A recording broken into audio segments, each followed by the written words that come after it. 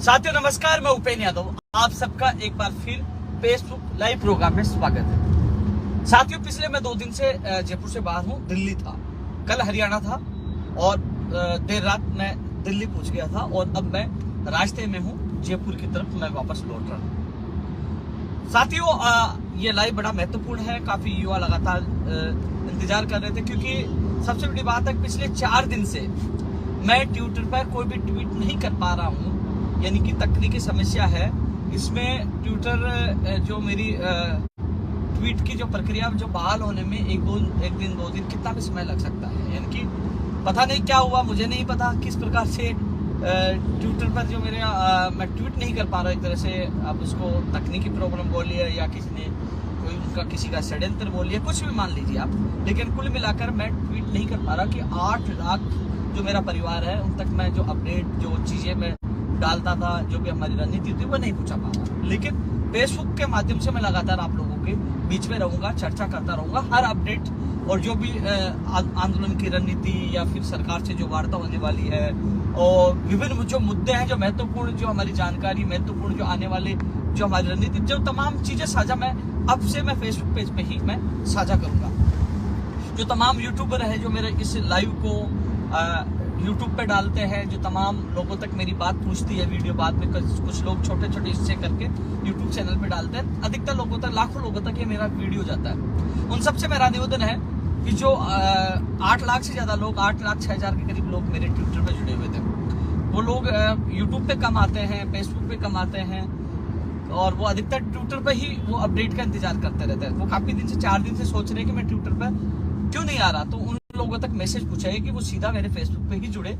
जब तक तकनीकी समस्या का हल नहीं हो जाता ट्विटर के, जब तक मैं पता नहीं कितना समय लगे, हो सके पता नहीं वापस मैं ट्विटर पे लौटूं न लौटूं, बड़ा षड्यंत्र हो, लेकिन मैं फेसबुक और यूट्यूब पर मैं आपके बीच में रहूंगा। फिलहाल मैं फेसबुक पेज पर आप लोगों के बीच में हूँ। एक बड़ी अपडेट है कि थोड़ी देर में वनपाल भर्ती का परिणाम जारी हो जाएगा। यानी कि थोड़ी देर में वनपाल भर्ती का परिणाम जारी हो जाएगा। मैं आप लोगों को बता दूं, थोड़ी देर में वनपाल भर्ती का परिणाम जारी हो जाएगा। ये आप लोगों के लिए अच्छी अपडेट है। इसके अलावा एक चीज और है, मैं आपको और बता दूं। एक बार मैं इसको मेरी फेसबुक आईडी पे भी शेयर कर देता हूं। काफी लोग लाइव जुड़ेंगे, इंतजार कर रहे होंगे। उन तक की बात, मैं अभी रास्ते में हूं और काफी लोग प्रयोगशाला सहायक भर्ती 2018 के अभ्यर्थी इंतजार कर रहे हैं जयपुर में। उनसे भी मैं जाकर मुलाकात करूंगा। और ये लाइव आज का महत्वपूर्ण है क्योंकि मैं चर्चा करना चाह रहा हूं आप लोगों से, क्योंकि अभी मेरी आज सीएमओ में भी अधिकारियों से बात हुई थी कि जो गुजरात आंदोलन की जो मुख्यमंत्री प्रमुख सचिव साहब के साथ फाइनल मीटिंग है वो भी जल्द होगी। उसके लेकर चर्चा, आगे के आंदोलन रणनीति सबको लेकर मैं चर्चा करूंगा। साथियों एक चीज मैं आप लोगों को कह रहा था कि एक जो वीडियो भर्ती का प्रोविजनल परिणाम का जो इंतजार कर रहे हैं, थोड़ा बहुत कुछ अभ्यर्थियों का परिणाम की वजह से, हाँ, मैं आपको बता दूं, संभावना कल की है। यदि वो काम हो जाए तो आज भी हो जाए, कल की संभावना पूरी। अभी आपको बता दूं, चेयरमैन साहब से मैंने बात की थी, तो वीडियो भर्ती का जो प्रोविजनल परिणाम इसी वीक के लिए कहा था। और कई लोग इंतजार, बहुत परेशान है, दुखी है। प्रोविजनल वाले वीडियो वाले जो अभ्यर्थी लगातार मुझे कॉल और मैसेज कर रहे हैं, मैं आपकी पीड़ा समझता हूँ। मैं अभी दिल्ली से जयपुर की तरफ लौट रहा हूँ, लेकिन मेरी बात हुई है तो वो कह रहे हैं कि आज की संभावना कम है। यदि हो गया तो रात तक हो जाएगा, लेकिन संभावना कम है।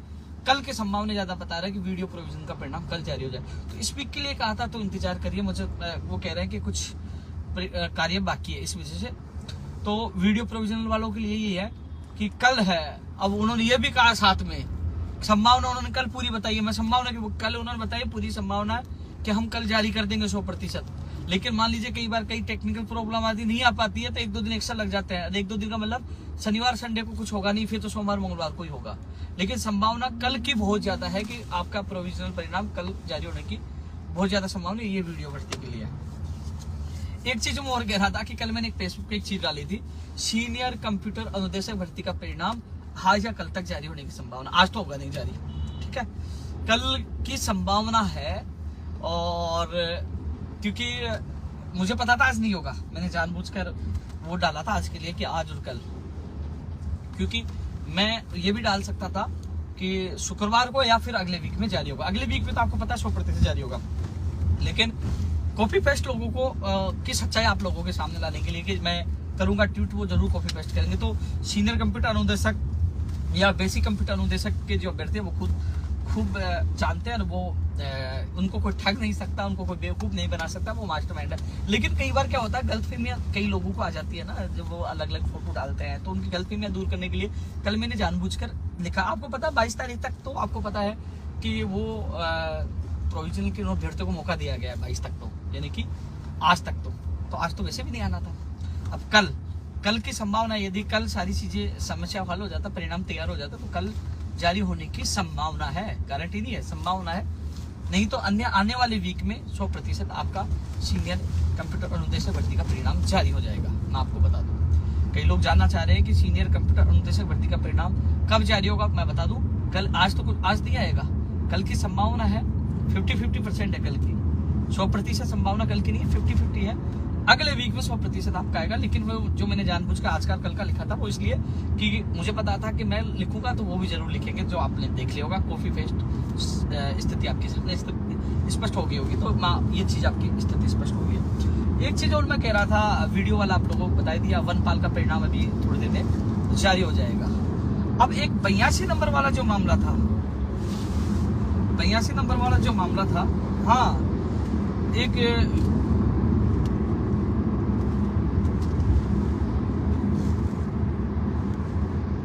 148 पदों पर 5 गुना अभ्यर्थियों को पास किया गया है ना, उसका वनपाल का, और वन रक्षक अगले महीने में आएगा। तो लैब असिस्टेंट के लिए, लैब असिस्टेंट और लाइब्रेरियन 2 भर्तियों के दस्तावेज सत्यापन, जो एब्सेंट अभ्यर्थियों के दस्तावेज सत्यापन कब होगा, मैंने एक वीडियो में पहले आप लोगों को बता दिया था। क्योंकि शिक्षा विभाग की जो अधिक कर्मचारी छुट्टी, जो मान लो 25 तारीख से बता रहे, 5 तारीख 6 तारीख से ही मुझे जो सूचना मिली है, जो मेरी बात हुई थी, मैं दिल्ली आया था, मैंने बात की थी कि शेड्यूल तो वो आज करें, आज तो मुश्किल लग रहा है, शेड्यूल कल जारी करते हैं, सोमवार मंगलवार कर दे, लेकिन आपको तारीख बताना जरूरी था। शेड्यूल जो आपके दस्तावेज सत्यापन का जो आदेश का जो शेड्यूल जो जारी होना है, कई लोग इंतजार कर रहे हैं कब होगा। हालांकि इसी वीक के लिए कहा था, संभावना कल की, कल आदेश जारी हो जाए, 1-2 दिन के लिए कहा था, मैंने भी ट्वीट करके आपको बताया था, जो अधिकारियों ने बताया मैंने आपको बताया। लेकिन महत्वपूर्ण है कब से शुरू होंगे, तो वो 6 तारीख से बता रहे, 6 जनवरी से प्रस्तावित है, 6 जनवरी से दस्तावेज सत्यापन प्रस्तावित है, जिसमें 2 भर्तियां है, और पीटीआई भर्ती का भी अधिकतर वो डेटा पहुंच चुका है। तो वो कोशिश कर रहे हैं कर्मचारी चयन बोर्ड, क्योंकि जो आदेश जारी क्यों नहीं कर पा रहे, आदेश तो कर देते दोनों के, लेकिन इसी कारण से कि वो कोशिश कर रहे हैं प्रयोगशाला सहायक के साथ, लाइब्रेरियन के साथ पीटीआई वाला भी होता है, तो एक साथ उनका भी एब्सेंट अभ्यर्थियों का भी दस्तावेज सत्यापन हो जाए, इसलिए थोड़ा सा देरी हो रही है। जो लोग कह रहे हैं कि यार हमारा एब्सेंट अभ्यर्थियों का दस्तावेज सत्यापन का शेड्यूल क्यों नहीं जारी हो रहा, क्यों नहीं हो रहा, तो थोड़ा सा बोर्ड और विभाग, जो शिक्षा विभाग है, शिक्षा संकुल, वो एक चीज देखते हैं कि एक ही भर्ती के लिए बार बार कर्मचारियों को लगाया जाए, तो वो तीनों भर्तियों के लिए एक साथ करना चाहते हैं। यदि पीटीआई भर्ती का सारी तैयारी नहीं हो पाती, तो दोनों करवा देंगे। तो ये जो शेड्यूल है एब्सेंट अभ्यर्थियों का, जो दस्तावेज सत्यापन, इसके लिए थोड़ा सा आप चिंतित मत हो। ये तो निश्चित है कि 6 तारीख से हो रहा, तो हाँ, मुझे पता है कि लेट हो गए, लेकिन हम प्रयास करेंगे जनवरी में ही आपका परिणाम जारी करवा दें।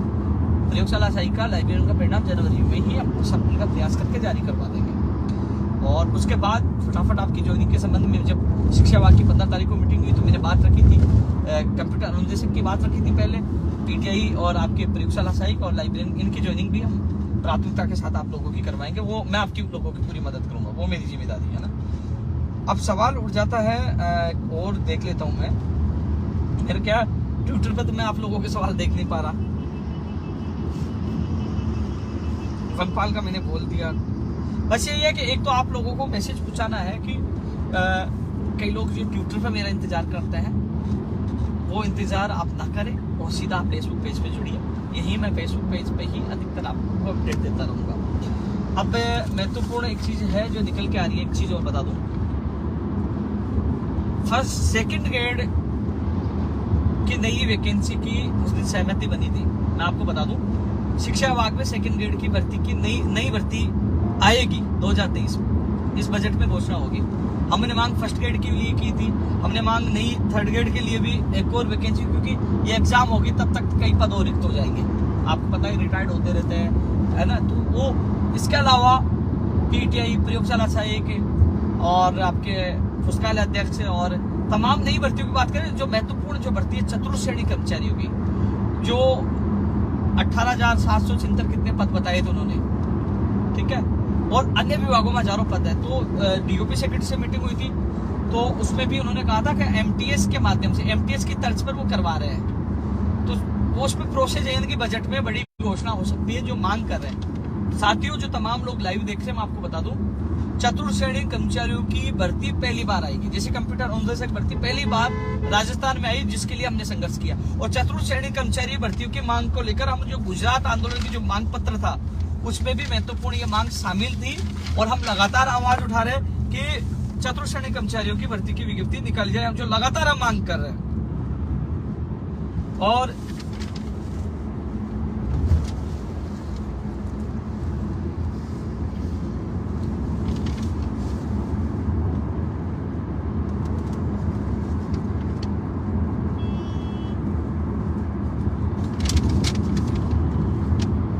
जो चतुर्थ श्रेणी कर्मचारी भर्ती के अलावा जो एलडीसी की बड़े पदों पे है, वो भी हम कोशिश कर रहे हैं। तो वो भर्ती, तमाम नई भर्तियां विभागों में रिक्त जो पद है, कोई सा विभाग हो, इस बजट में बड़े पदों पर आए। जो पहले वाली भर्तियां पूरी, उसके लिए लगातार हम संघर्ष कर रहे हैं। साथियों, एक चीज और मैं बता दूं कि जो पंचायती राज जयन भर्ती, कंप्यूटर अनुदेशक भर्ती में शिथिलता, कनिष्ठ अनुदेशक, मित्र ऑपरेटर, और जो तमाम और मुद्दे हैं जो अभ्यर्थी हैं जो जुड़े हुए हैं, आज ही मैंने मुख्यमंत्री जी के जॉइंट सेक्रेटरी साहब से बात की है। वो कह रहे हैं कि जल्द ही मुख्यमंत्री प्रमुख सचिव के साथ हमारे प्रतिनिधि मंडल की, जो 7 सदस्य प्रतिनिधि मंडल की वार्ता होगी, जल्द ही वो तिथि फिक्स होने वाली है, वो जल्दी हम लोगों को बता दिया जाएगा।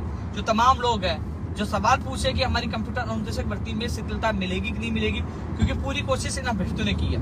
तो राहुल गांधी जी से एक बार नहीं, 3-4 बार इनके अभ्यर्थियों ने, इनके साथियों ने मुलाकात की, बेहतरीन प्रयास इन लोगों ने किया। प्रयास आप लोगों ने देखा होगा, कोई प्रयास करने में मैंने भी कोई कसरत नहीं छोड़ी, गुजरात से लेकर लगातार प्रयास किया। इसके अलावा वो पंचायती राज जैन भर्ती के अभ्यर्थियों ने पूरा प्रयास किया, पूरी मेहनत की है। फिर आप मित्र ऑपरेटर वाले, वो भी पूरी, तीनों ग्रुप राहुल गांधी जी से मुलाकात करके आए थे, बात रखे थे, पूरा प्रयास ये भी कर रहे हैं। इसके अलावा कनिष्ठ अनुदेशक वाला जो मामला चल रहा है, वो भी है। और जो तमाम मांगों को लेकर अलग अलग विभागों, आपको पता है कि 5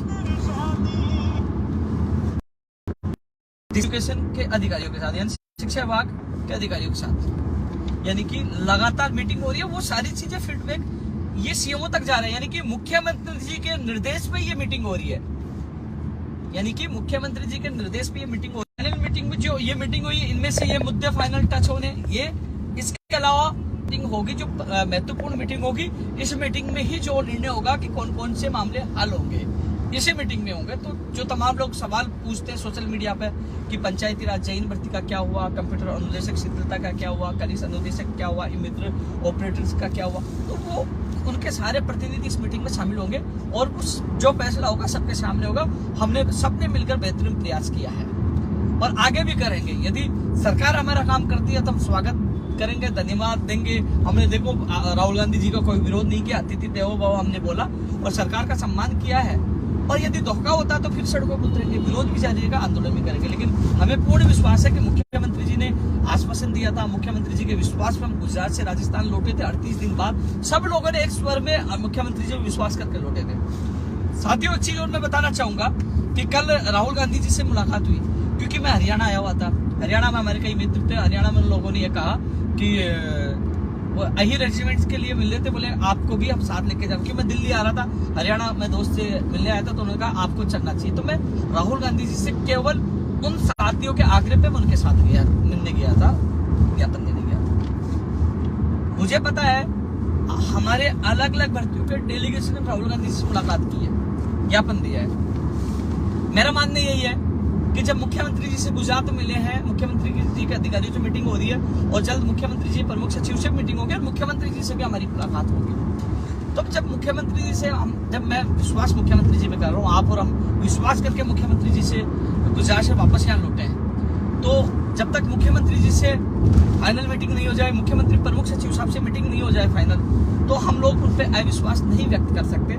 इसलिए मैंने उचित नहीं समझा कि मैं भारत जोड़ो यात्रा में राजस्थान में आई, तो चलो ठीक है, मुझे ट्रेस किया जा रहा था, मेरे मोबाइल ट्रेस हो रहे थे, रिकॉर्डिंग हो रही थी, जो सारी चीजें हो रही थी, मेरे फोन टेप हो रहे थे। तो मैं सारे मोबाइल छोड़ के बिना, क्योंकि मुझे कब पकड़ते, मेरे मोबाइल की लोकेशन से तो पकड़ते, मैं मोबाइल छोड़ता, बिना मोबाइल चला जाता, यात्रा में चला जाता, वहां जाके कोशिश कर लेते। जैसे आम लोग, कई लोग मिल रहे थे, बहुत लोग मुलाकात की, मैं भी जाके मिल लेता, लेकिन मुलाकात का कोई वो मायने नहीं होते, क्योंकि उस मुलाकात के इसलिए मायने नहीं होते। हालांकि आप सबने बात रखी, प्रयास किया, ज्ञापन आए हैं, आपका प्रयास बेहतरीन था, तमाम लोगों को मेरा सैल्यूट। लेकिन मुख्यमंत्री जी ये कहते कि आप मेरे कहने पे राजस्थान लौटे थे। मैं लगातार अधिकारियों से मैं मीटिंग करवा रहा हूँ, अलग अलग विभागों से आपकी मीटिंग हो रही है, मेरे प्रमुख सचिव से मीटिंग होगी, मुझसे भी होगी। तो मैंने ये उचित नहीं समझता कि मैं उन पर अविश्वास जता के वहां जाके कहता, शिकायत करता। जब मुख्यमंत्री जी मिल रहे हैं, सारी चीजें हो रही है, तो मैं इस मीटिंग का इंतजार कर रहा हूँ जो मुख्यमंत्री प्रमुख सचिव साहब के साथ होगी, और मुख्यमंत्री जी से भी हम मुलाकात करेंगे। इस समस्या को हल नहीं होता है तो उसके बाद हमें आगे की रणनीति बनाकर हाथ पार की लड़ाई लड़ेंगे। लेकिन फिलहाल मैंने ये निर्णय लिया था कि जब सरकार एक कदम वार्ता के लिए बढ़ा रही है, वार्ता करवा रही है, कई समस्याओं का हल हुआ भी है, और कई को वो कह रहे हैं हम करेंगे। जब वो वार्ता अलग अलग IAS अधिकारियों के साथ, हमारी जहाँ RAS अधिकारी, तमाम अधिकारी मौजूद होते हैं, हमारा प्रतिनिधि अलग अलग भर्तियों सारे लोग मौजूद होते हैं, तो सरकार की सकारात्मक पहल है, तो हमें भी सकारात्मक पहल करनी चाहिए। इसलिए मैं भारत जोड़ो यात्रा में नहीं गया। हरियाणा में जब उन्होंने कहा, मैं गया, और पूर्ण विश्वास है मुख्यमंत्री से मुलाकात होगी तो कई मांगों का निस्तारण होगा। इसलिए मुख्यमंत्री जी हमारे अभिभावक है, उन पर पूरा विश्वास कर रहे हैं, और मैं नहीं, भूपेंद्र यादव नहीं, जो तमाम लोग प्रतिनिधि साथ, जो भर्तियों के प्रतिनिधि, वो खुद मुख्यमंत्री जी के विश्वास पे थे। अब दोबारा वार्ता में वही शामिल होंगे। उम्मीद, विश्वास मेरा नहीं, सबका विश्वास है। अब यह राज्य सरकार हमारे साथ धोखा करती है या मांगों को पूरा करके न्याय करती है, वो तो आने वाले भविष्य की गर्भ में छिपा है। उम्मीद करता हूँ सरकार, कांग्रेस सरकार ने जो वादा किया, मुख्यमंत्री जो विश्वास दिला, उसको खरा उतरेंगे। तो साथियों, मीटिंग अलग अलग विभागों हो चुकी है। अब मीटिंग के लिए आज मैं आपको बता दूं, उन्हें मैंने निवेदन किया था, उन्होंने कहा कि जल्द ही आपकी मीटिंग का समय दे दिया जाएगा, तो तमाम प्रतिनिधि, जो तमाम भर्तियों के लोग शामिल होंगे। पंचायती राज चयन भर्ती के जो अभ्यर्थी हैं, मैंने कई बार इनको ग्रुपों में अवगत करवा दिया, क्योंकि ये पहले बजट की घोषणा है, कनिष्ठ अनुदेशक पहले बजट की घोषणा है।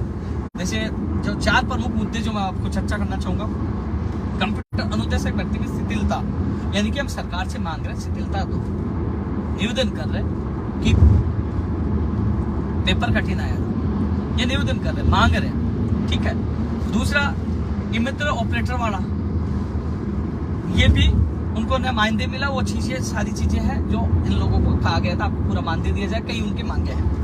लेकिन जो कंप्यूटर, जो कनिष्ठ अनुदेशक है, पंचायत राज चयन भर्ती है, कई ऐसे मामले जो लिखित समझौता है, मंत्रियों को समझौता, कई समझौता है, और इनमें तो सरकार की घोषणा है, क्योंकि ये सरकार के द्वारा कहा गया हम करेंगे, तो इसके लिए तो जिद है और सरकार को करना पड़ेगा।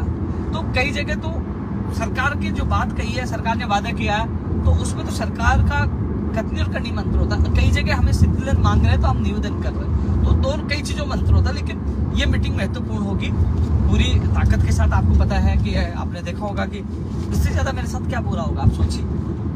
निर्दोष व्यक्ति 10 दिन में जेल में रहा, जिसमें FIR में नाम नहीं, आपने देखा होगा, चालान में नाम नहीं, 10 दिन रहा। जहाँ नशेड़ी रहते थे उनके साथ मुझे रखा गया, चलो ठीक है, किया संघर्ष। फिर मेरा ट्विटर आपने देखो 4 दिन से बंद पड़ा है, क्या षड्यंत्र पता नहीं, वो हैक हो गया, क्या हो गया, देख ले स्थिति है।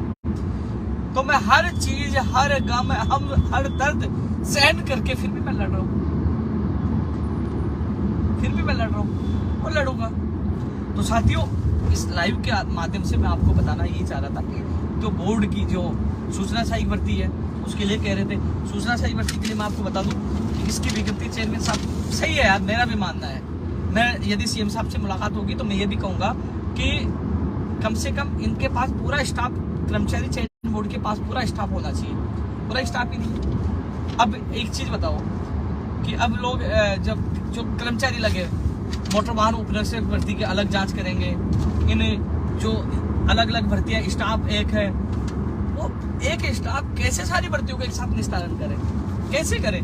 और देरी होने का कारण, परिणाम देरी जारी होने में देरी का कारण सबसे बड़ा यही है। तो स्टाफ की संख्या बढ़ाई जाए, यह निवेदन हम मुख्यमंत्री जी से करेंगे, जिससे भर्ती परीक्षा का परिणाम जारी हो। सूचना सहायक भर्ती के लिए मैं मिल के आया हूँ दोबारा, उन्होंने कहा कि देखो हम एग्जाम तो मई जून के बाद ही करवाएंगे, या मई जून में या मई जून के बाद ही होगी सूचना सहायक भर्ती की एग्जाम। तो अभी एग्जाम में समय है, तो हम लोग ये छोटे मोटे जैसे वीडियो का प्रोविजनल है, पशुधन सहायक का जारी कर ही दिया। तो और जैसे रीट में भी कई समस्याओं को लेकर वो कर रहे हैं। तो सारी चीजें हैं कि बोले कि हम समस्याओं का हल कर रहे हैं, हमारे पास स्टाफ कम है, तो आप थोड़ा सा इंतजार करिए, इस महीने में विज्ञप्ति जारी कर देंगे। उन्होंने कहा इस महीने में सूचना सहायक भर्ती की विज्ञप्ति हम जारी कर देंगे। हमने आपको कहा था फर्स्ट या सेकंड वीक में सूचना सहायक भर्ती की विज्ञप्ति जारी हो जाएगी।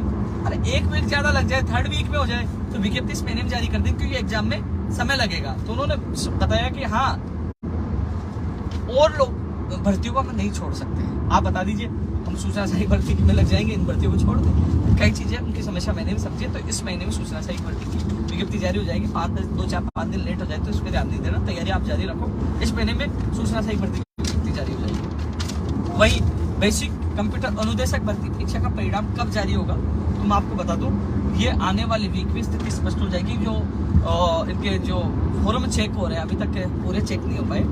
पूरे चेक होने के बाद जो प्रोविजनल जो जैसे इसमें सीनियर में सूची डाली थी, तो उसके बाद वो पता चलेगा कि कितने लोगों को लोग प्रोविजनल इसमें शामिल होंगे, क्या है, सारी स्थिति स्पष्ट आने वाले वीक में हो पाएगी।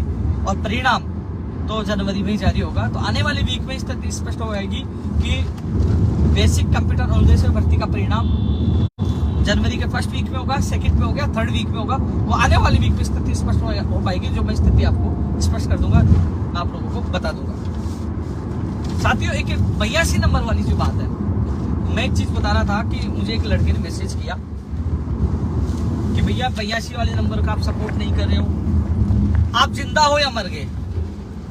मुझे मैसेज कर रहा व्हाट्सएप पे कि आप मर गए या जिंदा हो, आप हमारी हेल्प क्यों नहीं कर रहे।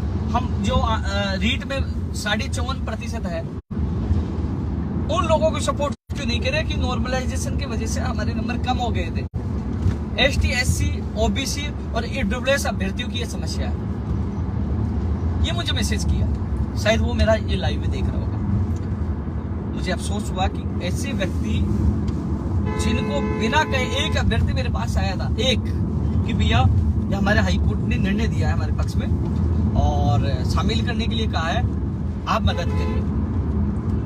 मैं खुद चेयरमैन महोदय कर्मचारी चयन बोर्ड के हरिप्रसाद शर्मा जी से मिला, फोन पे बात की, मैं मिला, उनको ज्ञापन दिया, माध्यमिक शिक्षा बोर्ड के अधिकारियों से बात की उनके सामने, अभ्यर्थियों के सामने, और अभ्यर्थियों की सीएमओ में सीएम जॉइंट सेक्रेटरी से मीटिंग करवाई। मैं खुद गया, मैं खुद ज्ञापन दे के आया और मैंने बीकानेर निदेशालय के निदेशक महोदय जी से बात की, उस 15 तारीख की मीटिंग में बात रखी। यानी कि माध्यमिक शिक्षा बोर्ड, कर्मचारी चयन बोर्ड, सीएमओ और शिक्षा विभाग, यानी कि चारों जगह मैंने बात की, चारों जगह ज्ञापन दिया, चारों जगह मैंने बात रखी। ये कहा कि इस पे जल्द उच्च स्तरीय फैसला लिया जाएगा। यानी कि ये मामला निदेशक महोदय जी ने कहा मेरे हाथ में नहीं है, मैं निर्णय नहीं लूंगा, ये तो उच्च स्तर का मामला, शासन का मामला।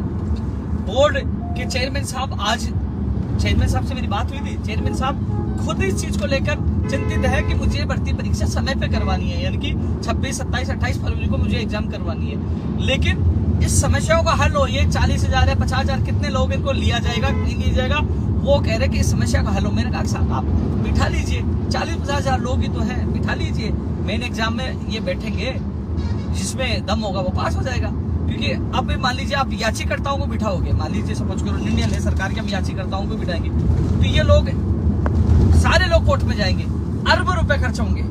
याचिकर्ता कितने लोग, आप सभी को बिठा लीजिए, जो हाईकोर्ट का आदेश है उसको सबके लिए लागू करिए। मैंने बात मजबूती से रखी, लेकिन उसके बावजूद मुझे मैसेज करके कह रहे हैं कि आप मर गए या जिंदा हो यार। अरे भाई, चारों जगह मैंने आपकी बात रखी, आपके प्रतिनिधि मंडल को सीएमओ लेके गया, उनको मिलवाया है, और आपके प्रतिनिधि जो अभ्यर्थी है, पीड़ित अभ्यर्थियों के सामने मैंने बात की है। उसके बावजूद इतनी मैंने मदद कर दी। अब निर्णय शिक्षा विभाग के उच्च अधिकारी को लेना है। मैंने फिर आज सुबह मुख्यमंत्री जी के अधिकारियों को मैंने फोन किया, मैंने निवेदन किया साहब इस पर निर्णय करिए, तो उन्होंने कहा कि बात कर रहे हैं, क्योंकि SCS शिक्षा विभाग छुट्टी पे है, 25 तारीख को आ रहे हैं, लेकिन जो उनकी जगह अतिरिक्त प्रभार दिया गया है दिनेश कुमार जी को, उनसे भी चेयरमैन साहब ने बात की है। यानी कि अब इसमें निर्णय 1-2 दिन में होने वाला है। 82 जो 54% वाले मामले में 1-2 दिन में, यानी कि या तो कल तक हो जाएगा या अगले वीक में। शनिवार और संडे को कोई अधिकारी बैठते नहीं, कार्यालय नहीं खुलता, तो या तो कल तक स्थिति स्पष्ट हो जाएगी इस महीने में। या चेयरमैन साहब ने आज कह रहे थे चेयरमैन साहब कि इसमें हम कोई रास्ता निकाल रहे हैं। कर्मचारी चयन बोर्ड के चेयरमैन साहब हरिप्रसाद शर्मा जी वो खुद कह रहे हैं कि हम कोई अगले वीक में इस पर निर्णय होगा, ज्यादा समय नहीं लगेगा। या तो आजकल में कुछ हो जाएगा ना, अगले वीक में 82 नंबर यानी कि शायद 54% वाले मामले में निर्णय हो जाएगा। आपके इंतजार, मैंने मेरी भी तरह से मदद कर दी, लेकिन मदद करने वालों के यार कम से कम आप जिसको आप वोट देते हैं, एमएलए हैं, सांसद हैं, मंत्री, उनको कहिए यार क्या हमारे साथ। मैं तो यार खुद चलकर खुद की गाड़ी का डीजल खर्च करके जाकर आपकी मदद कर रहा हूँ, बात कर रहा हूँ। मैं कर्मचारी चयन बोर्ड भी गया हूँ, सीएमओ भी गया हूँ, माध्यमिक शिक्षा बोर्ड भी बात की है, मैंने बीकानेर बात की, जितनी मदद लोग कह रहे थे। बेसिक के लिए मैं बोल चुका हूँ, कंप्यूटर अनुदेशक, सीनियर बेसिक सबके लिए मैं बोल चुका हूँ, जो देखना चाहिए वो देख लेना। पशुधन सहायक वाला आ गया, मोटर वाहन उपनिरीक्षक वाला मैंने ट्वीट कर ही दिया था, अब वो आपने आज न्यूज़पेपर में देखा होगा। अब ये कमेटी बनी है, विभाग ने आदेश जारी किए हैं, वो आदेश मैंने ट्वीट किया है, मैंने अधिकारियों से बात की थी, क्योंकि मोटर वाहन उपनिरीक्षक वाले जो मामले में चेयरमैन साहब से जो अभ्यर्थी सुमित जहांगीर जो आए थे उसके साथ मुलाकात की थी ना, अभी जाके आए थे, तो चेयरमैन साहब ने कहा था कि आप विभाग में बात करो, तो मैंने विभाग के अधिकारियों से बात की, तो उसके बाद वो आदेश जारी हुआ है। अब आगे की प्रक्रिया शुरू हो रही है। सूचना सहायक के लिए मैंने बोल दिया, वीडियो प्रोविजन के लिए बोल दिया, पीटीआई के लिए बोल ही दिया। अब मैं धीरे धीरे क्या है कि मैं जयपुर की तरफ प्रस्थान हो रहा हूँ, तो आप लोगों से बात कर लेता हूँ, क्योंकि काफी लोग ट्विटर पर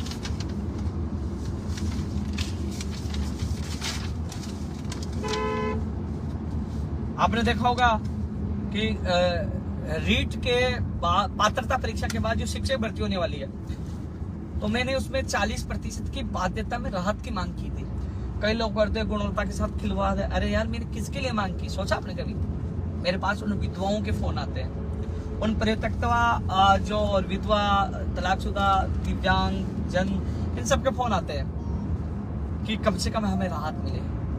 आपको दुआ लगेगी, आप आपकी बहन है, आपसे हाथ जोड़ के निवेदन करती है। एक दिव्यांग अभ्यर्थी या एक विधवा बहन फोन करके कहे, शोभा देता है कि मुझे ये कहे कि हाथ जोड़ते हैं, यार मुझे नहीं लगता कोई ऐसा कहे, मुझे बुरा लगता है यार।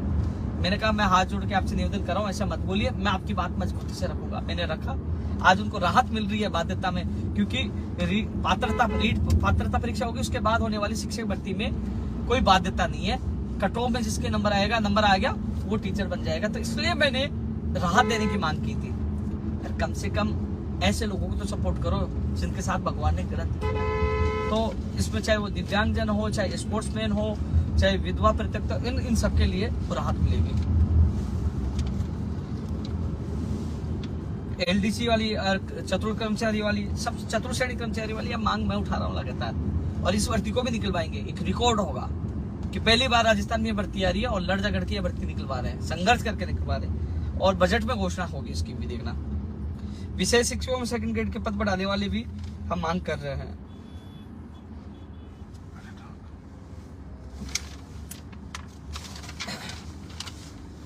अध्यापक भर्ती में पदों की संख्या बढ़ाई जाए। उस दिन जो मीटिंग में सरप्लस है। अब कोई बता रहे एडिशनल वाला सुप्रीम कोर्ट में क्या है कि वो मामले का निस्तारण हो जाता है, उन्होंने कहा, तो फिर हम उस पर निस्तारण होने के बाद ही स्थिति स्पष्ट होगी पदों को लेकर। ये उन्होंने कहा। लेवल 2 में पद बढ़ाने की मांग हमने की थी पहले भी। एक चीज बताओ, पहले अचानक 6000 पद कम कर दिए, फिर हमने संघर्ष किया 1500 पद बढ़े। अरे यार कुछ तो बढ़े, कम कर दिए, फिर ऐसे थोड़ी बढ़ते हैं। हर चीज के लिए संघर्ष करना पड़ता है, और भी हम संघर्ष करेंगे और पदों की संख्या बढ़ाई जाए। महात्मा गांधी इंग्लिश मीडियम स्कूलों में 10,000 पदों पर ये संविदा पे निकाल रहा है। उस दिन मीटिंग में ये कह रहे थे कि हमारे पास निर्देश संविदा के मिले हैं, लेकिन हम स्थायी भर्ती की मांग कर रहे हैं। हम तो स्थायी भर्ती की मांग कर रहे हैं, और मुख्यमंत्री जी से जब मुलाकात होगी तो यही कहेंगे साहब आप संविदा पे नहीं, स्थायी भर्ती पर जो महात्मा गांधी इंग्लिश मीडियम स्कूलों में 10,000 पदों पर स्थायी भर्ती निकाली जाए, इसकी हम मांग कर रहे हैं।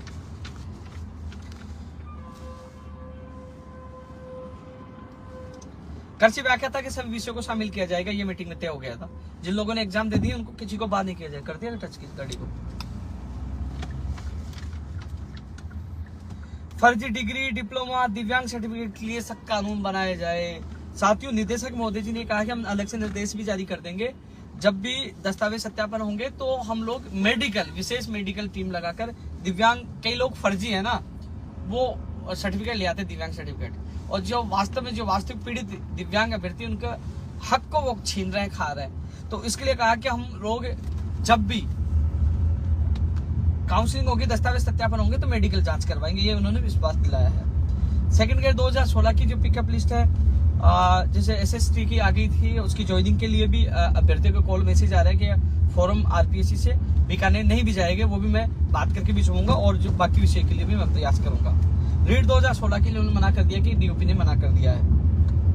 बजट में फर्स्ट ग्रेड, सेकंड ग्रेड और इन भर्तियों की घोषणा के लिए उन्होंने कहा पदों की संख्या, वो उन्होंने कहा कि दोबारा आपको बताएंगे। हम लोग सूचना मांग रहे हैं, फर्स्ट ग्रेड के कितने पद खाली रहेंगे इस वैकेंसी के बाद, सेकंड ग्रेड, सारी चीजें हम सूचना मांग रहे हैं। तो हम कोशिश करेंगे कि इस बजट में first grade, second grade, third grade, PTI इन भर्तियों की घोषणा भी हो। ये चीजें हैं। मैं एक चीज और बता दूं,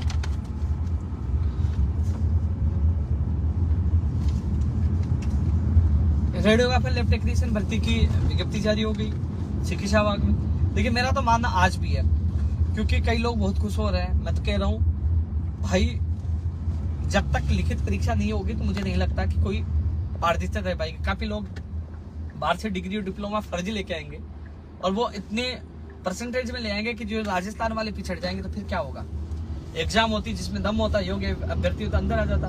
लेकिन आप एक पक्ष आता एग्जाम हो, एक पक्ष आता सीधी भर्ती हो। उपेन्द्र यादव एक के पक्ष में बोलेगा, दूसरा गाली देगा। इसलिए मैंने तो सोचा चलो आपस में आप ही लड़ो यार, मैं किसका पक्ष लूं। लेकिन मेरा व्यक्तिगत मानना है कि एग्जाम होनी चाहिए इसकी। नई कृषि परीक्षक LDC RS में पद बढ़ाने की सहमति बनी है।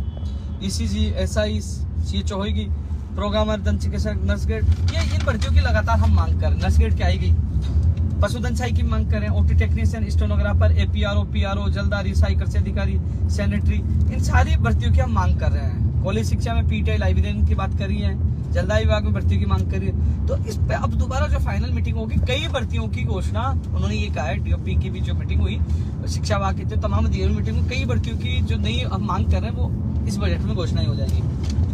शिक्षक भर्ती 2012 का अभी तक सुनवाई की तारीख नहीं आई। प्रयोगशाला सहायक की दूसरी सूची जारी होनी थी, कंप्लीट तैयारी है। मंत्री लेवल पर मामला अटका पड़ा। अभ्यर्थी अभी जयपुर में रुके, उनसे जाके मैं मिलूंगा। राजेंद्र और उनकी टीम जयपुर रुकी, उनसे जाके मैं मिलूंगा। मंत्री जी से भी मैं मुलाकात करूंगा। हाँ, एक महत्वपूर्ण मुद्दा जो लगातार हम लड़ाई लड़ रहे हैं, प्रदेश के बेरोजगार को प्राथमिकता दी जाए सरकारी और प्राइवेट नौकरी में, जिसकी लगातार हम प्रयास कर रहे हैं। लेकिन इसके लिए साथियों हम सबको मिलकर लड़ना होगा। कर रहे हैं हम प्रयास, मीडिया में भी अच्छी खबरें आ रही हैं। तो हम सबको एक तो बेरोजगार छात्र संघ आयोग के लिए और प्रदेश के बेरोजगार प्राथमिकता दी जाए, ये बड़े महत्वपूर्ण मुद्दे हैं जिसके लिए लगातार संघर्ष जारी कर रहे हैं। जारी है हमारा। बेरोजगारी भत्ते में इंटर्नशिप रद्द हो, ये भी हम लगातार मांग कर रहे हैं।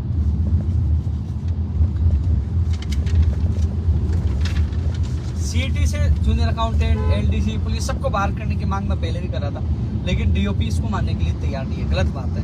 OBC आरक्षण की विसंगतियां दूर होना कोई बड़ी चीज नहीं। जो नेता कह रहे हैं हमारी संघर्ष की जीत होगी, अरे तो पहले दिन से अधिकारी करने के लिए तैयार थे। 5 मई को हम मिले थे, वो कह रहे थे कि हम विसंगति को दूर कर देंगे। विसंगति तो दूर कर हो गया।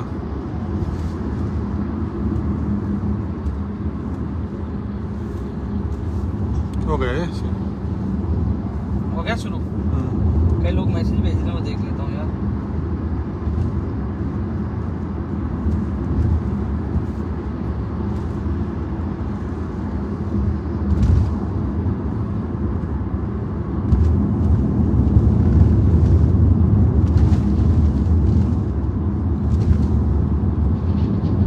तो साथियों, लगातार मैं आप लोगों से चर्चा कर रहा था।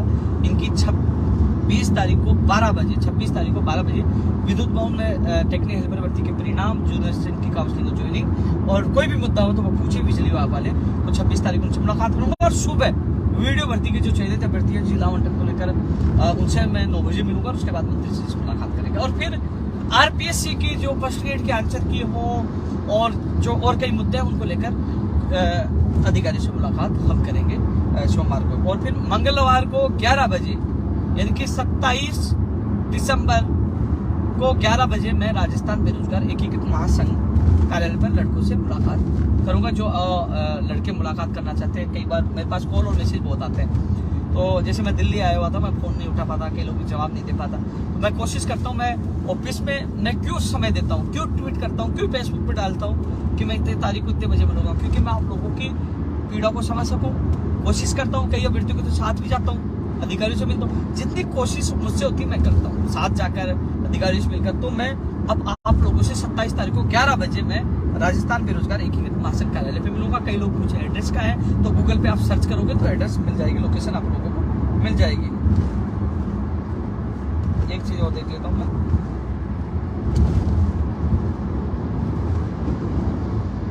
किसी ने मैसेज भेजा कि एक लड़के जो मैं अभी 82 नंबर वाली बात कर रहा था, तो कह रहे कि हम सब परेशान हैं, वो सबको उल्टा बोलता है। अब मैं फेसबुक पे एक बार कमेंट भी पढ़ लेता हूँ किसी का आए तो भाई। मेरा साथी रविंदर थोड़ा सा परेशान है, इसलिए परेशान हो गया कि थक गया, पकड़े हाथ में मोबाइल है इनके, और हम चलते चलते लाइव कर रहे हैं। मैं दिल्ली भी जाके आया हूँ, तो कुछ आप समझते हो कि मैं रुकने वाला नहीं है, कुछ ना कुछ। तो इंटरव्यू था मेरा राजस्थान तक पे, नोएडा में, वो इंटरव्यू देके आया हूँ मैं, और कुछ विशेष महत्वपूर्ण और थे मुद्दे, उनको लेकर मैं भी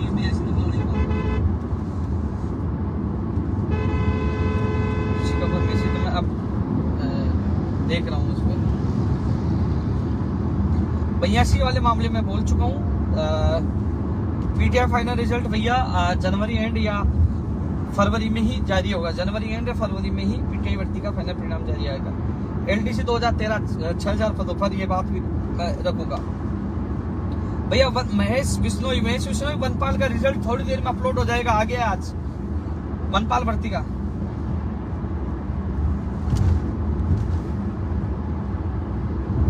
फार्मासिस्ट भर्ती के लिए जो 2000 पदों पर एग्जाम की जो बात हुई थी, वो मैंने सीओ में अवगत करवा दिया है।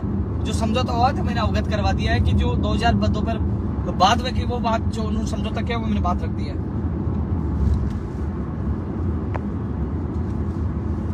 आशुतोष तिवारी जी, अगले वीक में स्थिति स्पष्ट हो जाएगी।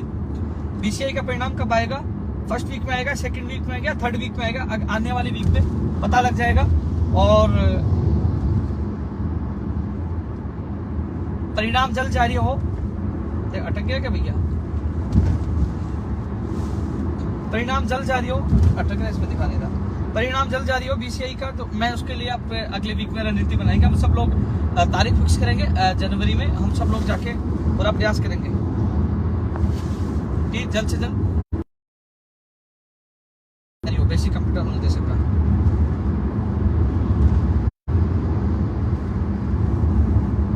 प्रकाश जी, मैं निकल गया, अब तो राजस्थान में ही एंट्री हो चुका हूं मैं।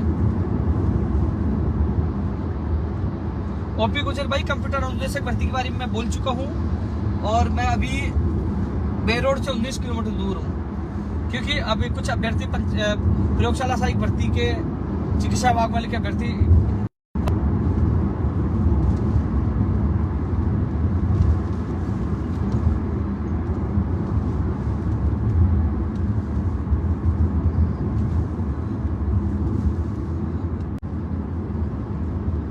अधिकतर मुद्दों पे मैं चर्चा कर चुका हूं, और जल्द ही माननीय मुख्यमंत्री जी के प्रमुख सचिव साहब से मीटिंग होगी, और कोशिश करेंगे मुख्यमंत्री जी से भी हमारे प्रतिनिधि मंडल की मुलाकात हो, और जो तमाम जो मामले हैं, हमारे मुद्दे हैं, उन समस्याओं का हल हो। और बजट में चाहे वो चतुर्थ श्रेणी कर्मचारी की हो, चाहे बड़े पदों पर एलडीसी हो, चाहे वो नई first grade, second grade, third grade हो, चाहे वो प्रयोगशाला सहायक हो, चाहे पीटीआई हो, लाइब्रेरियन हो, और चिकित्सा सहित तमाम विभागों में भर्तियों की घोषणा हो, वो भी हम प्रयास कर रहे हैं। और जो लंबित भर्तियां उनको भी जल्द से जल्द पूरी करवाने का प्रयास कर रहे हैं। तमाम मुद्दों को लेकर मुख्यमंत्री जी से मुलाकात भी करेंगे और अधिकारियों से वार्ता करेंगे। उम्मीद करते हैं कि ये वार्ता बेहतरीन हो। जितना मुझसे प्रयास हो रहा, मैं प्रयास कर रहा हूँ साथियों। और 9 फरवरी को पूरे राजस्थान में एक योजना है, न्याय एवं रोजगार 2 यात्रा, जो तमाम राजनीतिक पार्टियों को चुनौती देते हुए, क्योंकि साथियों हर बार क्या होता है कि हम लोग जाति और धर्म के नाम पे बढ़ जाते हैं। इस बार मैं चाहता हूँ ये चुनाव हो रोजगार और नौकरी के नाम पर। हम सब युवा आवाज बुलंद करेंगे कि हम युवा उसी के साथ जाएंगे जो नौकरी और रोजगार के लिए लड़ेगा। तो ये मुद्दा बनाकर मैं पूरे राजस्थान में यात्रा शुरू करूंगा। कौन से जिले में क्या वो अपडेट दे दूंगा, लेकिन मैं कोशिश करूंगा हर ग्राम पंचायत में, क्योंकि काफी लोग युवा सोशल मीडिया पे जुड़े हैं, वो कहते हैं कि मैं उनके बीच में आऊँ। तो कोशिश करूंगा, गाँव में आऊंगा तो आपके बीच में रहूंगा, आपके घर रहूंगा, आपके खाना खाऊंगा, वहीं रुकूंगा। कोशिश करूंगा हर ग्राम पंचायत पे पूछने की, यानी कि करीब 7-8 महीने का ये दौरा रहेगा, ये यात्रा रहेगी, तो आपके बीच में आऊंगा। ये भी एक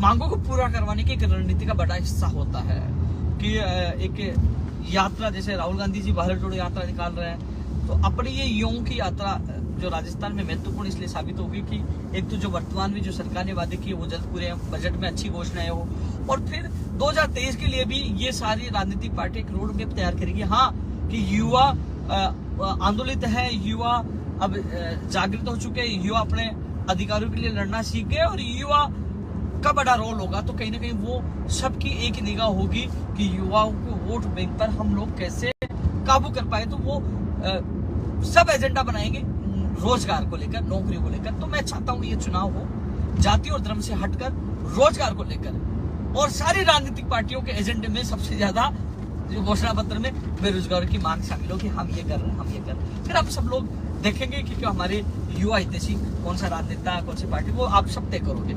लेकिन मैं चाहता हूँ ये न्याय एवं रोजगार दो यात्रा जो हम शुरू करेंगे 9 फरवरी से, मैं आप लोगों के बीच में आऊंगा। तो इस यात्रा के माध्यम से हमारी युवाओं का हमारा महत्व स्थापित हो, कि हर बार हमें फुटबॉल से मिल लेते, एक बार वो गोल कर देता, एक बार वो गोल कर देता, लेकिन हमारा महत्व स्थापित हो। कई बार आप नहीं देखते हो कि यार उस समाज ने कहा कि हम इस पार्टी को समर्थन देंगे, तो वो पार्टी कहती है कि हमारी सरकार आएगी, आपके लिए वोट बना देंगे, आपके लिए ये छात्रवृत्ति दे देंगे, ये योजना दे देंगे।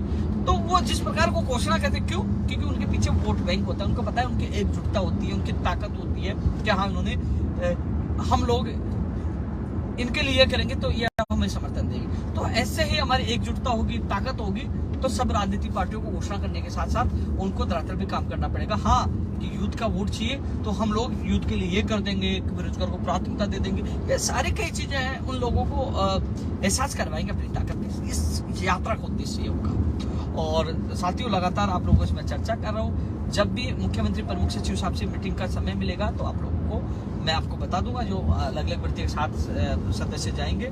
और मैं आपने देखा होगा कि देखिए हमारे आंदोलन की, हमारा संघर्ष का और भूपेंद्र यादव की क्या विशेषता, आप देखना। क्योंकि विशेषता क्या है, कई लोग कहते हैं अब 20 हमारी 20 सूत्रीय मांग पत्र को लेकर 38 दिन तक आंदोलन हुआ, वहां 4 या 5 भर्ती के लोग थे, 6 के मान लो, 7 के मान लो, जो भर्तियों के लोग थे उनका प्रतिनिधि वार्ता में, चाहे मुख्यमंत्री जी से मुलाकात का समय हो, वार्ता का समय हो, या अधिकारियों से, वो जाते हैं, वो अपनी बात प्रत्यक्ष में रखते हैं, और उनका अधिकार भी है। मैं कहता हूं आपकी बात खुद रखो, और जो कुछ होता है उनके सामने होता है, जो भी बात, समझौता, वार्ता जो भी होता है वो खुद अभ्यर्थी करते हैं, भूपेंद्र यादव नहीं करता, वो खुद करते हैं। ठीक है, धोखा उनके साथ होता है तो मेरे साथ भी होता है, काम होता है, खुशियां उनको मिलती है तो मुझे मिलती है, उनकी खुशी मेरी खुशी है। लेकिन जो और मांग रह जाती है, जिनका विश्वास मेरे ऊपर है, जो प्रतिनिधि के रूप में उस वार्ता में शामिल नहीं हो पाता, तो उनकी मांगों के लिए देखिए, मैंने कहा साहब ये लोग तो आ गए, ये लोग तो आगे, लेकिन और मांगों का जो अभ्यर्थी जो हमसे जुड़े हैं, उनका विश्वास है, उनका प्रतिनिधित्व मैं कर रहा हूं, उनकी मांग भी पूरी होनी चाहिए। तब यह तय हुआ था कि जो और मांगों से जुड़े विभागों की हम मीटिंग करवाएंगे, यानी कि अन्य जो मांगे थी, जो 7 प्रमुख रूप से जो शामिल लोग थे वो अपनी बात खुद रख गए, दोबारा उनको फिर मौका मिलेगा। लेकिन जो जिन भर्तियों के प्रतिनिधि वहां शामिल नहीं थे, उनकी मांग मैंने रखी। साथ मैंने कहा कि साहब कम से कम ये अभ्यर्थी पे अपनी बात रख सके, ये अभ्यर्थी पे अपनी बात रखे। तो उन्होंने कहा कि हम विभाग अनुसार, पहले चिकित्सा विभाग, फिर आपने कार्मिक विभाग, और फिर आपने शिक्षा विभाग, यानी कि तीनों विभागों से मीटिंग करवाई। तो मैंने कोशिश की इन तीनों विभागों की जो मीटिंग हुई, तो इनसे जुड़े अभ्यर्थियों को साथ ले जाकर उनकी बात अधिकारियों के सामने, इनके द्वारा, पीड़ित अभ्यर्थी के द्वारा अधिकारियों के सामने अपनी बात रखवानी, क्योंकि उसको भी लगे कि हाँ कोई है जो मेरी बात सीधे रखवाने की हिम्मत रखता है, मेरी पीड़ा पूछाने की हिम्मत रखता है, साथ बिठाकर हल करवाने की मैं कोशिश करता हूँ यार। ठीक है ना, वो लोग सवाल उठाए 20 मांग, तो 20 मांग गए, तो 20 मांगों को लेकर अलग अलग जो आईएएस अधिकारी, आरएस 5-5, 6-6, 7-7 आरएस अधिकारी भी, आईएएस अधिकारी बैठते हैं, उनके सामने कोशिश कर रहा हूँ, प्रयास कर रहा हूँ। और आप पता है कि अधिकतर प्रयास सफल भी होता है, कहीं असफल भी हो जाता है, मैं इंसान हूँ, लेकिन मेरे प्रयासों में कोई कमी हो तो बता दो। तो ये है, ये अलग पहचान है कि कोई व्यक्ति वहां मौजूद नहीं भी रहता है, तो जो मांग पत्र मांगों के लिए, उन बेरोजगारों के सपनों के लिए मैं लड़ता हूँ, मैं आवाज उठाता हूँ। और जब तक मैं, आपको पता है 2 बार मैं राजस्थान बेरोजगारी की आसन छोड़ चुका हूँ, कोई नया कोई अध्यक्ष आया नहीं, मजबूरी मुझे संभालना पड़ा। मैं पहले कह चुका था कि ये जो गुजरात दांडी यात्रा, ये आंदोलन मेरा अंतिम होगा, कि मैं ये आंदोलन अंतिम होगा कब तक मैं, लेकिन मैं ये चाहता हूँ कि जो ये 2023 के चुनाव हो वो रोजगार को लेकर, नौकरी लेकर है। और मैं चाहता हूँ कि हाँ, इस यात्रा के दबाव में एक ये मुद्दा बने, युवाओं के लिए महत्वपूर्ण ये घोषणा करे, युवाओं के लिए कुछ अच्छा हो। मेरा सपना यार, आज ये घोषणा कोई पार्टी कर देती है, ये दबाव में, ये यात्रा के दबाव में कह देती है कि राजस्थान के बेरोजगारों को प्राथमिकता दी जाएगी, 10 नंबर बोनस या कुछ भी, प्रतिवर्ष जो रिटायर्ड होगा हम भर्तियां निकालेंगे, कई कानून, कई चीजें, ये चीजें हो जाती तो यार मुझे भी सुकून होगा कि हाँ यार, मेरे संघर्ष में जब अध्यक्ष था तो मैंने ये किया। हालांकि आपको पता है, आज नहीं तो कल यात्रा के बाद ये तो निश्चित है, ये यात्रा मेरा अंतिम होगी। यात्रा में आपसे जो लोग नौकरी लगे, 2 लाख से ज्यादा कर्मचारी लगे, उनसे मुलाकात का मुझे मौका मिलेगा कि हाँ भाई, वो संघर्ष मेरे साथ नौकरी लगने के बाद नहीं मिल पाते, कई युवा, उनके परिवारजनों, कई लोगों का आशीर्वाद मिलेगा, प्यार मिलेगा, उनसे मिलूंगा। उसके बाद आपको पता है कि मैं अभी नया अध्यक्ष से, उसके बाद आपके सामने कोई भी, आप में से कोई भी आ सकता है, लेकिन ये मेरा सपना है कि इस बार चुनाव जो हो नौकरी और रोजगार के नाम पर जाति और धर्म से हटकर हो, और इस बार सभी राजनीतिक पार्टियां कहें कि हमारी सरकार को लेकर आए, हम आपके लिए करेंगे, हमारी पार्टी को लेकर हम आपके लिए करेंगे। वो खुद कहे, आपकी ताकत को पहचाने। युवाओं का एक महत्व स्थापित करना चाहता हूँ, कुछ कराना चाहता हूँ, और उसके बाद मैं भी अपने परिवार के साथ जीवन बिताना चाहता हूँ, क्योंकि फरवरी में 11 साल हो जाएंगे।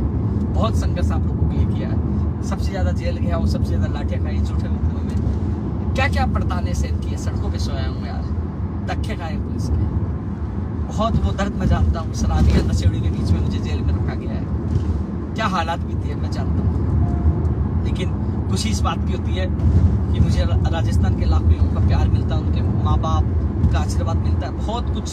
आज मेरे खिलाफ षड्यंत्र, हर षड्यंत्र विफल क्यों हो जाता है, क्योंकि उन गरीब माँ बाप का प्यार मिलता है जिनको आज उनके बेटा और बेटियों के संघर्ष से रोजगार मिला है। और जो अभी जिनकी आशाएं हैं, उनके माँ बाप कहते हैं कि एक बंदा है जो लड़ रहा है। आप सोचिए, मेरे माँ बाप परिवार है, उनको सबको छोड़कर मैं लगा रहता हूँ कि हाँ, मैं इस सिस्टम को सुधार पाऊँ। आप सोचिए, मैंने आके मीडियम बोला, सोशल मीडियम बोला कि मुझे जेल में 1 करोड़ की रिश्वत दी गई कि 2 दिन के अंदर आपको 1 करोड़ रुपए दे देंगे, केवल आपको फर्जीवाड़े के खिलाफ नहीं बोलना, पेपर माफियों के खिलाफ नहीं बोलना, आपको केवल चुप रहना है।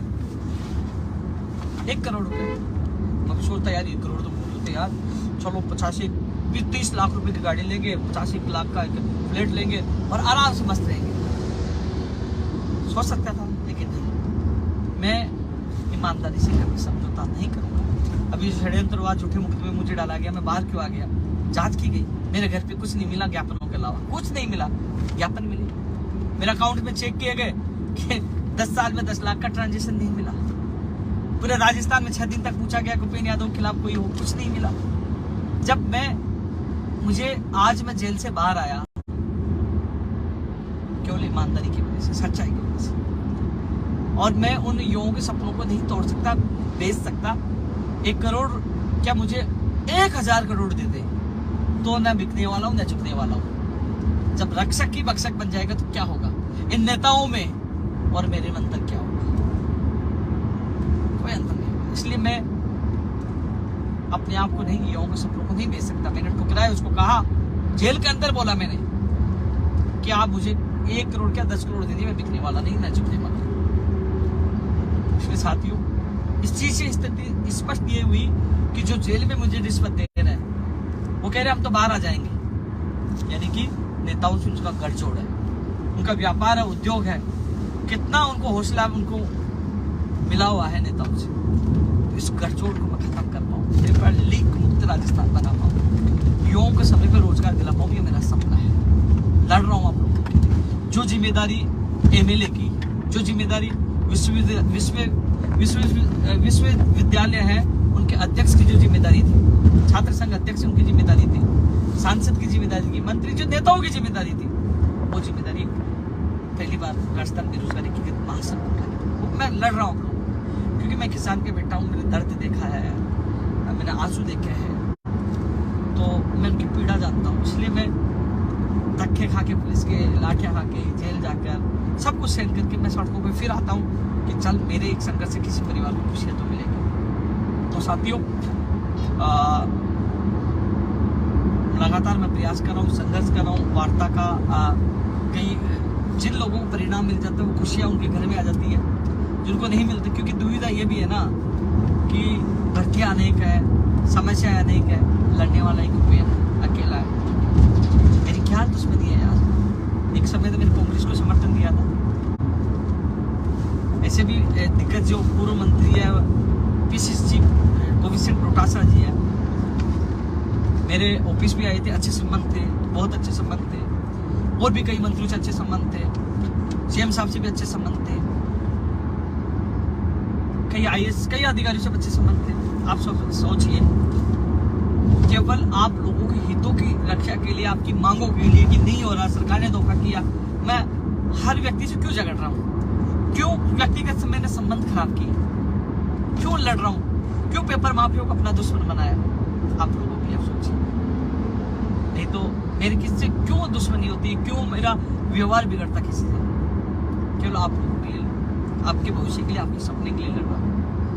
तो दुनिया यह है कि दुनिया जाइए बाहर में, मेरा मतलब साबित होना चाहिए, ऐसे लोग हैं इस दुनिया में, केवल युवाओं के नाम पर दो भाषण देते हैं, अच्छी अच्छी बातें करते हैं कि युवाओं के साथ है, विधानसभा में जोर से आवाज उठा लेते हैं कि देखो युवाओं के साथ ये हो गया वो हो गया। अरे यार, जब युवा सड़कों पे रहते हैं, जेल जाते हैं, दांडी यात्रा में सड़कों पे सो रहे थे, पेपर लीक हो रहे थे, रो रहे थे, तब ये नेता क्यों गायब हो जाते हैं, क्यों चुप हो जाते हैं, या एक दिन आते हैं दूसरे दिन गायब हो जाते हैं। आपने देखा पिछली सरकार थी, 5 साल में सड़कों पे रहा, ये सरकार है 4 साल कंप्लीट हो गई है, एक तरह से हो गई, तो मैं सड़कों पे लड़ रहा हूँ आप लोग। हाँ, मुझे पता है, मैं लाइव के अंत में ये कहूँगा, जिस प्रकार षड्यंत्र मुझे जेल में डाला गया, जो एफआईआर में चालान में नाम नहीं था,